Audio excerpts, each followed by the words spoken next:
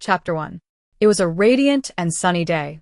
Fluffy, white clouds drifted across the clear, azure sky. Distinguished guests, dressed in their most elegant attire, gathered on the top floor of a 5-star hotel.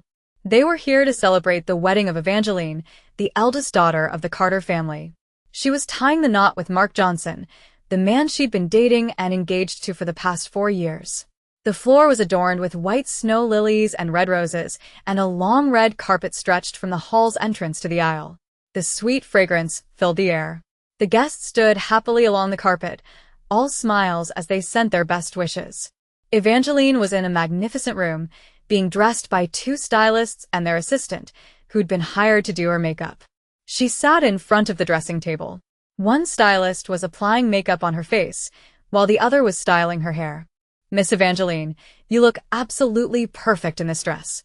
It was truly made just for you," the stylist commented as she gave Evangeline's face a light touch up after helping her into the beautiful wedding dress. The other stylist helped straighten the back of the dress properly. But Evangeline didn't say a single word in response to the head stylist's comment. The stylist swallowed back the rest of what she wanted to say. She'd already anticipated such a reaction from Evangeline. It seems the rumors about Evangeline were true, the stylist thought when Evangeline didn't bother to reply to her remarks.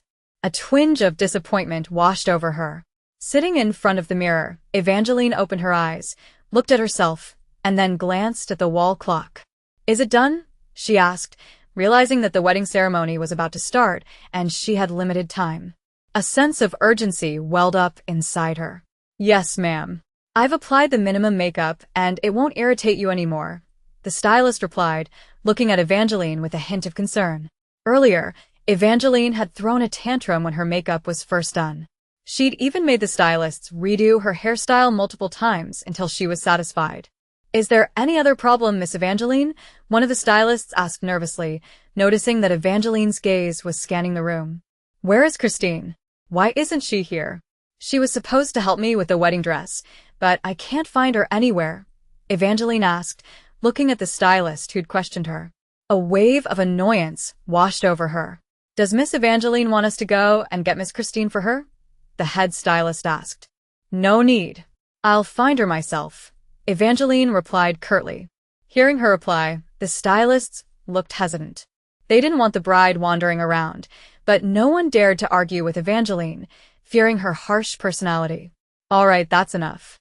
You all should leave and give me some alone time," Evangeline said rudely to the stylists, waving her hand to signal them to leave the room. The stylists bowed slightly and left the room without a word. After all, they'd completed their task. Evangeline was now satisfied with her makeup and would be the most stunning woman at the event. After the stylists left, Eva had a beautiful smile on her lips. As she imagined herself and Mark on the altar, exchanging rings and sealing their vows with a kiss, she couldn't contain her happiness and let out a soft chuckle. A warm feeling of anticipation filled her heart. Evangeline stood up and slowly walked towards the floor, to ceiling mirror to check herself out. "I'm so gorgeous," Evangeline gasped in awe as she stared at herself confidently. A sense of pride welled up within her. A charming smile appeared on Evangeline's delicate face. Her slender finger brushed the multicolored, eye-catching bouquet that had been flown in from overseas at her request. She was wearing an elegant designer wedding gown that accentuated her slender figure. She was truly a beautiful goddess, no doubt about it. She must have been the reincarnation of the goddess of beauty. Her well-sculpted, smooth, round face, heart-shaped pink lips, long, wing-like eyelashes that fanned her cheeks when she blinked, and snow-white skin all added to her beauty. Picking up her phone, Evangeline sat down and dialed a number, only to get a robotic reply. "The number you have called is not reachable." "Where the hell is she? Why isn't she picking up my calls?" she mumbled under her breath. According to the time, the wedding would start soon, and a sense of unease began to creep in. Evangeline stood up. She planned to scold Christine when she found her. She lifted the front of her dress and walked out of the room. Anger welled up inside her as she gritted her teeth. She shouldn't have to be wandering around on her wedding day, but she had no choice but to find Christine herself. Evangeline walked along the long hallway. She was glad that there were no guests passing by at the moment. After walking through the hallway, Eva still couldn't find Christine. She decided to call her one more time before giving up and going back to her room to call the stylist to help her pin her wedding veil to her hair. Still not getting the response she wanted, Eva turned around to go back to her room when she heard a voice coming from one of the rooms. Eva raised her eyebrow because the voice sounded very familiar. She took a step towards the room.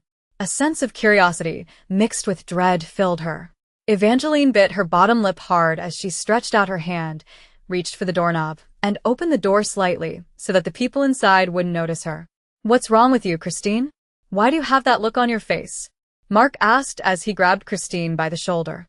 Christine slowly raised her head and looked up at Mark with teary eyes. "Why are you crying, Christine? You know I hate it when you cry. Tell me what's wrong," Mark demanded, his voice filled with worry. "Do you have to marry her? I thought the plan was different. I can't just watch you marry my sister and be happy." "It makes me sad," Christine said, sniffing and wiping her eyes with the back of her hand. Evangeline, standing outside the door, couldn't help but gasp in shock. What was her soon-to-be husband, Mark, doing with her sister, Christine, in a room? But she was more concerned about what they were talking about. A feeling of betrayal started to seep in. "I know it's a different plan. I was supposed to break off the engagement before the wedding. But I need you to believe that I don't want to do this either. However, I have no choice but to marry her. You know that." Mark's voice sounded colder than usual. "I know. I'm just afraid that you might grow feelings for her after you're married. I'm a woman, and it's natural to be jealous and insecure," Christine said. "Huh? How can you think about such a silly thing? Evangeline and I have been together for 4 years, and I never fell for her.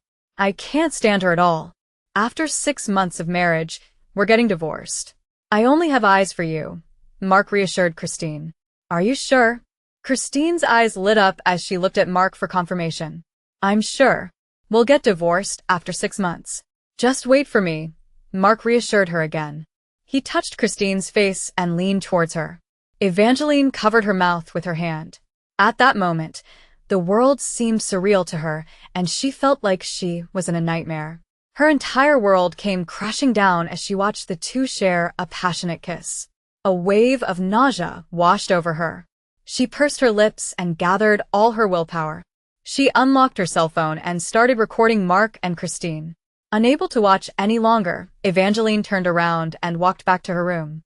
The day had turned into her worst nightmare. Chapter 2. Standing across the road, Eva glanced back at the hotel where the event was taking place for a few seconds before turning her attention to the road. She reached out her hand to hail a cab that was coming towards her.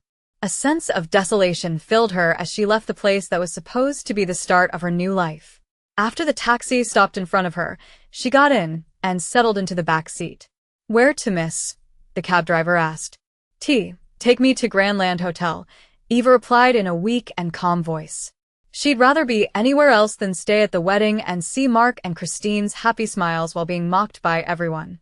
A feeling of self-pity washed over her. Grandland Hotel was a well-known and popular place. She didn't know much about it, but she'd heard about it on TV and seen it online. The hotel was popular not only because it was a nice place but also because it had a club where people often went to have fun and spend money. The club even had a private VIP section for rich and influential people. Today, Eva decided to try this popular hotel since she was in such a miserable state of mind. The driver parked the car in the parking lot. Eva got out, took money from her purse, paid the driver, and then made her way to the entrance. The hotel area was heavily guarded by security guards. It wasn't just an ordinary club. Eva ignored the guards and walked towards the entrance. She wasn't too surprised to see the club hall packed with people doing different things. A sense of detachment washed over her as she entered the noisy environment. Eva wasn't in the mood to look around. She walked to the bar counter and sat on an empty seat. A bar attendant approached her. "What would you like to order, miss?" he asked curiously as he mixed drinks for other customers. Eva was unsure what to order. Usually, she was picky about what she ate and drank, but right now, she didn't care. She was sure they didn't have the kind of alcohol she usually drank. "Just give me the strongest drink you have," Eva said, waving her hand. While waiting for the drink, her eyes wandered around the bar. "Here you go, miss," the bar attendant said, passing her a glass of mixed drink. Eva grabbed the glass and downed it in one go. She hissed slightly as the unfamiliar alcohol burned her throat, but she didn't stop. She ordered more. At this moment, alcohol was her only escape from the pain. That damn bastard. Eva cursed silently as she gulped down the drink. Her mind went back to what had happened at the hotel. She was sure no one had noticed her absence. Thinking about the happy smiles on Mark and Christine's faces made her clench her fist and down another glass of wine. A wave of anger surged through her. She should have known how things would turn out. It was all her fault. She should have canceled the engagement before the wedding, but her pride and ego got in the way. Eva knew Mark had always had a soft spot for Christine.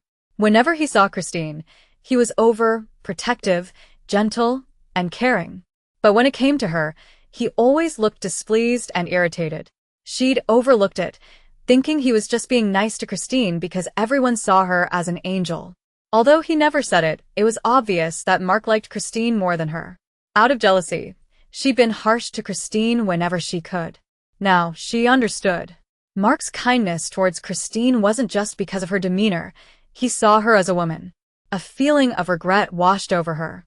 Why did you put up with me when you couldn't stand me and then humiliate me in front of everyone? Eva muttered to herself and poured another cup of drink. Earlier, she'd ordered a bottle of whiskey because she couldn't wait for the attendant to pour her another glass. I should have seen through your betrayal, or maybe I was just delusional and didn't want to accept the truth. Look where it's gotten me, Eva said as she finished the drink in her glass. She hiccuped a little as she filled her glass again. The bar was dimly lit, and the music was loud. Some customers had left the bar to dance on the floor. She was the only one at the bar completely drunk, but she didn't stop. She kept pouring until she finished the whole bottle of whiskey. A sense of self-destruction filled her as she lost herself in the alcohol. Chapter 3. Inside the Grandland VIP section, there were no glaring neon lamps or loud music. Instead, the environment was quiet and intimate. This was where urban white-collared workers and wealthy individuals came to relieve stress. In a private room, a small social gathering was taking place. It included all the well-known bachelors in the city and highly wealthy businessmen. In a dark corner, a man with a cold and aloof aura and an indifferent expression was surrounded by a group of people. These people weren't just ordinary wealthy folks. Most of them were top giants in Miami, and it was rare to see them all in one place. They were here because of a special guest, the man in the dark corner. It's very rare to see Mr. Cross at a social gathering like this. This must be an exception, said the man with a smile. He was Simon Davis, the chairman of HB Corp. HB Corp and Cross Enterprise had been business partners for 5 years. However, I'm glad to see Mr. Cross here today. Not getting a response, Simon became more anxious, worried he'd offended Damien. He quickly called a pretty lady in a tight black dress a few meters away. Mr. Cross, please accept this little gift from me. I made sure it was the best, Simon said, glancing at Damien and smiling. The lady in the black dress was extremely beautiful, thanks to heavy makeup and bright red lipstick. The dress hugged her body, showing her curvy hips and large breasts. Any man would want her to serve him, but Damien just frowned in disgust and irritation when he heard Simon. A sense of superiority radiated from Damien as he dismissed the offer. It isn't needed, Damien said in a deep voice, refusing before the girl could get close. The girl froze when she heard his straightforward refusal. She forced a smile and stood beside Simon. Chairman Davis, I've heard some rumors. It isn't wise for your younger sister to pretend to be my fiancé. I have no fiancé, and I've never met your sister or plan to. If you can't clear her mind, consider our contract terminated, Damien said sternly, with an indifferent expression. Simon was shocked. He didn't know his sister had been spreading such rumors. He needed to talk to her when he got home. He couldn't let her foolishness ruin his business. I didn't know my sister did that. Don't worry, Mr. Cross. I'll talk to her and clear up the rumors. You don't have to terminate the contract, Simon quickly replied. I hope you do. Now, excuse me, Damien said, nodding and standing up. He headed to the men's room. After Damien left, the girl in the black dress sat next to Simon, folding her arms. What was that, Simon? You said if I dressed up, Mr. Cross would court me. He didn't even look at me, she said angrily, feeling offended by Damien's treatment. Simon wiped the sweat from his forehead when he heard Damien might terminate the contract. But knowing he still had a chance, he was relieved. He turned to the girl. Kira dear, I have a plan. No man can resist your charm, not even me. That's why I chose you. You're perfect for this, Simon whispered, leaning forward and kissing her cheek. Kira blushed and gently pushed his face away. Stop it. This is a public place and right now I'm only interested in Mr. Cross, she said. What? Do you think I'd go through all this troubles without you returning the favor? Simon said, his hand caressing Kira's exposed leg and sliding inside her gown. But Kira immediately slapped his hand away. You have to stop, Simon. Mr. Cross didn't even look at me. Maybe the rumors about him liking men are true. He's always with his handsome secretary, Kira said, unable to believe Damien wasn't attracted to her. It wounded her pride. And if Mr. Cross comes back while you're doing this, it'll ruin everything. I'll return the favor later if you can get me with Mr. Cross, Kira said. Just then, Damien returned from the restroom. Seeing that Damien still didn't look at her as he sat down, Kira pouted and lowered her voice. What's your plan to get me with Mr. Cross? She asked. Simon was a bit annoyed that Kira had stopped him, but when he heard her question, he smirked. You have to seduce him, Simon said. Excuse me? What was I trying to do before? Is that really your plan? Kira asked, confused. Simon chuckled when he saw her confusion. From what I've learned, Mr. Cross will stay here tonight. Later, I'll drug his drink with 2 doses of aphrodisiac. After the gathering, you can go to his room and seduce him. Once the drugs take effect, he won't be able to resist you, Simon explained with a grin. Kira grinned widely. I knew had a good plan. Can't you make it 3 doses? She asked, excited about the idea.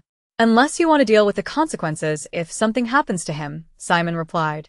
Fine, they said, continuing to talk about their plan without thinking about the consequences. Damien Cross wasn't just the CEO of Cross Enterprise. He was a man no one, not even the government or the underworld, dared to offend. Those who plotted against him never got away with it. A sense of danger loomed over their ill-fated plan. Chapter 4. Meanwhile, on the first floor club, Eva was still sitting at the bar, completely drunk. She'd finished 2 bottles of alcohol and was almost done with a third. The bartender, who'd been watching her, walked up when he saw her pouring the last of the bottle into her glass. Miss, I think you should go home. You're too drunk.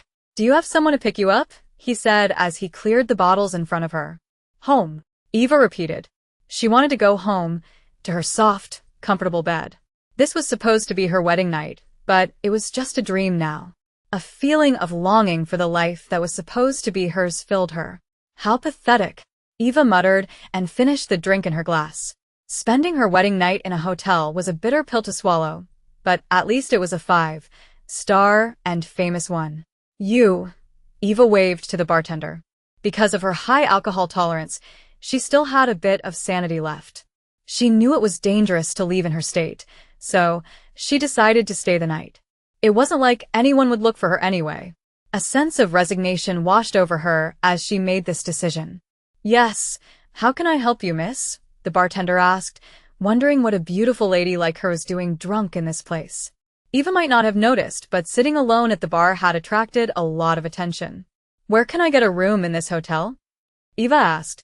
The bartender could tell it was her first time here, so he wasn't surprised. Miss, you need to take the elevator to the 2nd floor, where the main lobby is, he said, pointing to the elevator. 2nd floor.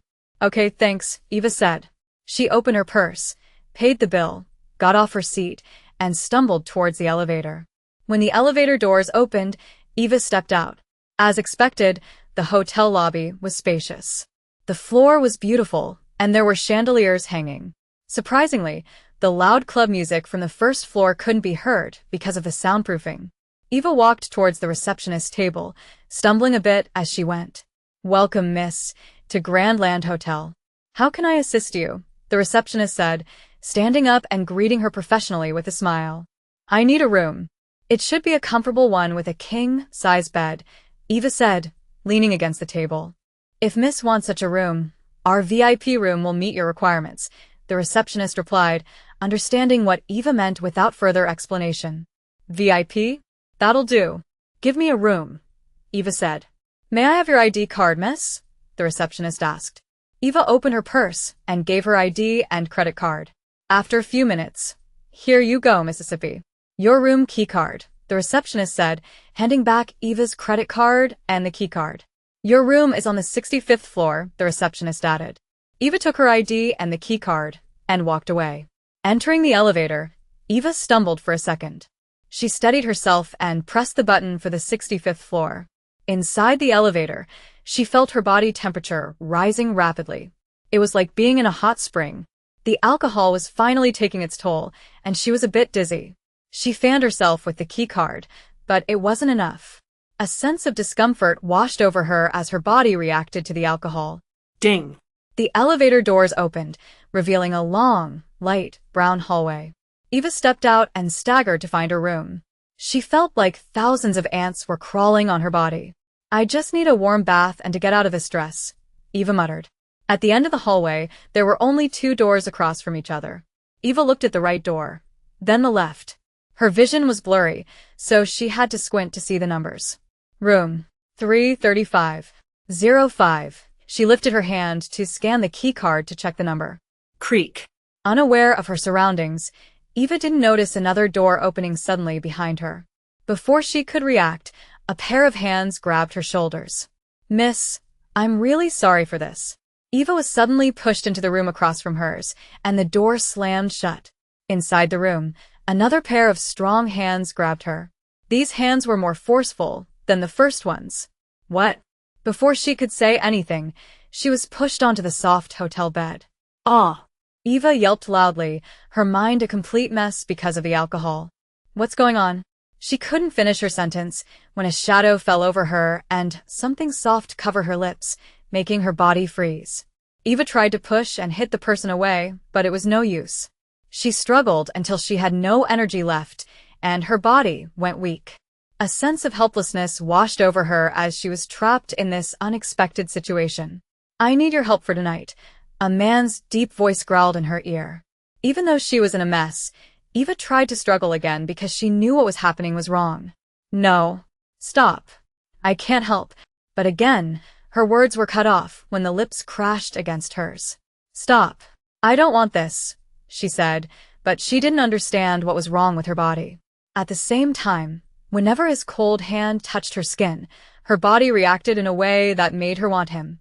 A sense of confusion and inner conflict filled her as her body betrayed her mind.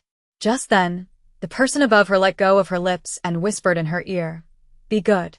Eva didn't know what came over her. It was as if she was under a spell. As soon as he said those words, her body went weak, and she lost all sense of self. Chapter 5. The next morning, the sun peeked through the sky, slowly brightening the city. Eva was sleeping soundly on a soft king-size bed in a hotel room. Eva let out a soft groan as she groggily opened her eyes. Ugh. Why do I feel so weak? She felt like she had the worst hangover ever. Her mouth was dry, and her head throbbed in pain. She tried to open her eyes, but the faint light from the rising sun through the curtain made the dark room too bright. She had to close her eyes and blink a few times to adjust. A sense of disorientation washed over her as she woke up in an unfamiliar place. Staring at the unfamiliar ceiling and looking around the room, she saw that it was spacious. The white, painted walls gave it a bright atmosphere, and there were expensive modern furniture, making it cozy and homey. Eva could tell it was a hotel room, but this made her frown because she had no memory of coming into this room last night. Where am I? What happened last night? She remembered getting very drunk at the club. Then that's right. She'd gone to the second floor and booked a room. Was this her room? Eva tried to sit up but hissed in pain as her whole body ached. Even her lower body hurt a lot. Still managing to sit up, she hissed again. Arg. It hurts so much. What the hell happened to me? Ow. What is this? Eva stopped thinking when she felt something heavy on her waist. She slowly turned her head and was horrified by what she saw. Eek. She quickly covered her mouth to stop herself from screaming. Oh, my God. A man. What's a man doing in bed with me? Although the blankets covered his lower body, she could tell he was naked. One of his legs was on top of hers. A sense of panic filled her as she realized the situation she was in. The moment she saw the man, her face went white. The corner of her mouth twitched uncontrollably. Who is this man? Her heart started to race. Eva closed her eyes and tried to remember what had happened. Think hard, Eva. Did you get so drunk that you brought a man to your room? As she thought, memories of last night slowly came back. She remembered drinking 3 bottles of alcohol, booking a room, entering the elevator, being grabbed by someone when she was about to enter her room, and then, be good. A deep masculine voice echoed in her head. Eva's eyes popped open as she realized what had happened the whole night. Somehow his voice is charming. No, wait, who cares about his voice? The most important thing is, I just had a one-night stand with a stranger. Her face turned even paler as she looked at the man sleeping beside her. Damn it. Eva cursed silently. Remembering everything, her mind was in chaos. She lifted her hand and held her head tightly. She never thought she'd spend her wedding night with a stranger. A sense of regret and self-loathing washed over her. She lifted the bedsheet to look at her naked body again. She was shocked by the many bite marks. The pain in her body made her wonder how many times it had happened last night. She was too drunk to remember. Evangeline, how could you be so stupid and careless? Ah! Eva screamed in her mind as she berated herself, feeling disappointed in herself. It was her first time, and she'd lost her virginity to a man. She'd thought her first time would be special, with the man she loved. But now, she couldn't even remember what had happened. Eva stopped panicking when she felt an intense stare. You're awake, a deep voice said near her. Her heart skipped a beat when she heard his voice. She turned her head robotically towards him. Deep, dark eyes, shining like a universe, stared at her intensely. Despite his cold and aloof expression, Eva was captivated by those eyes that seemed to see into her soul. A sense of unease and attraction mixed within her as she locked eyes with him. Eva felt suffocated as they stared at each other without blinking. Arg! Eva yelped. Without warning, the man's hand around her waist pulled her closer, making her fall back onto the bed and face him. Eva was startled and tried to push him away, but he held her tightly. Seeing that struggling was useless, she took a deep breath to calm herself. Mister, can you let go of me? I don't want you to get the wrong idea. What happened last night was just a one-night stand, so let's pretend it never happened, Eva said, hoping he'd understand. Who said this was a one-night stand? Hearing the man's deep and cold words, Eva was stunned. Huh? Eva, what have you gotten yourself into? Eva struggled again, but his right hand held her still. His sharp gaze bore into hers like a glare. Eva swallowed hard and furrowed her brows. What do you mean? Isn't this? Eva couldn't finish her sentence as he cut her off with a low growl. I said this isn't a one-night stand. And you have to take responsibility.